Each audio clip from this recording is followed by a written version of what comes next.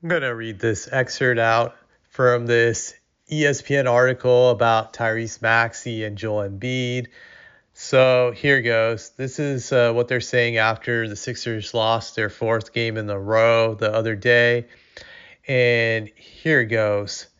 This loss was the team's fourth in a row, sparking veteran guard Kyle Lowry to call for the meeting, a much needed heart to heart and a call to action urgency, sources told ESPN. Players and coaches held each other accountable and took fault in the start to the season.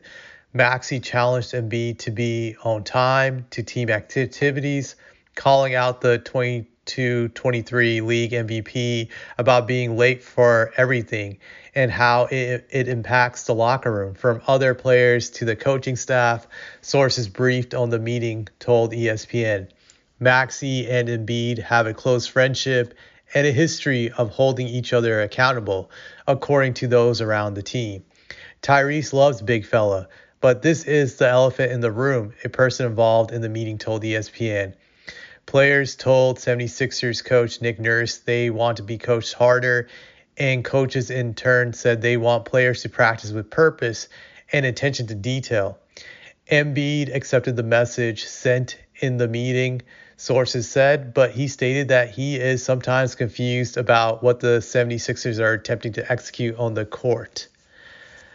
So this is not really shocking to me, to be honest, because I have never viewed Joel Embiid as a good leader, because I feel most of the leadership, contrary to how they promote it, especially in America, that most of the leadership is just leading by example. It's not being a rah-rah guy, this vocal guy all the time. I think actually when you're too vocal, people eventually tune you out because they get sick and tired of hearing you talk. And it's not really an effective method, even though we promote it a lot in Western culture, primarily American culture. I've found some of the best leaders I've been around are guys that have a balance of when to talk and just when to leave you alone. But they always lead by example, that they're always putting in the work, and you see it. You see the hard work and the effort that they put in. And it's because of that you can take them seriously, because they have credibility that you can actually respect from where they're coming from. Now, if you're a person that doesn't put in the hard work and you lack in your craft, that you show that you're not doing your best, people won't respect you. I think that's even more evident in sports. For example, how can Joel Embiid call out his teammates for not running down the court on defense or executing a play when he's not even there half the time and he's out of shape? They're going to say, like, hey, why are you criticizing me? Look at you. You're not even trying hard. Why should I give a shit that you're telling me what to do? I can't take you seriously. So that creates problems. And obviously that is creating some problems in the Sixers locker room. Granted, they've had injuries to Paul George, Maxey, and Embiid to start the season.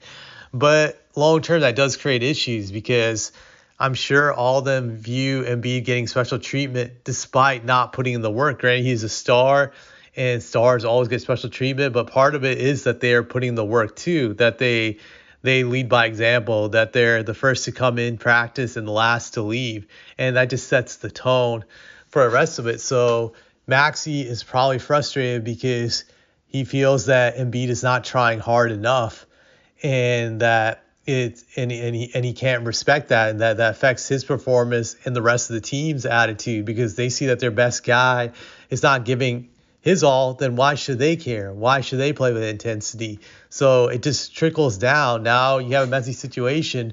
But going back to Embiid, I've always viewed him as a terrible leader. He's a guy who half-asses it a lot.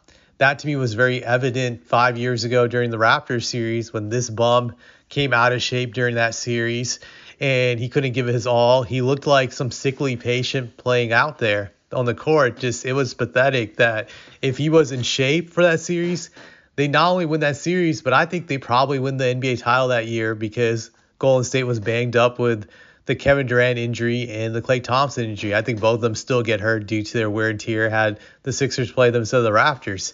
They had a great team that year, and he blew it just by not being in shape. And that showed to me he doesn't have leadership material because the greats are always holding themselves accountable and they're trying to maximize everything they can in their power to win. And that includes being in top shape.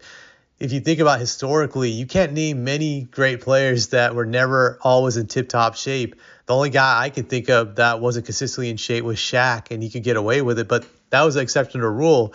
Think of the other all-time greats. All of them, you can see that they had a commitment to being physically in their peak form and that they always stayed in great shape throughout their whole entire career, hence why they're all-time greats. Joel Embiid just doesn't have the attitude. I put him more in the Charles Barkley class in the sense of being in shape. Just he doesn't take it seriously. Barkley had that problem too throughout his career, something that he regrets. But one thing about Barkley, he was more dominant and Embiid, evident by getting to the finals once in his career. So I had to give Charles that. But he's going to be that type of guy. He just doesn't care enough.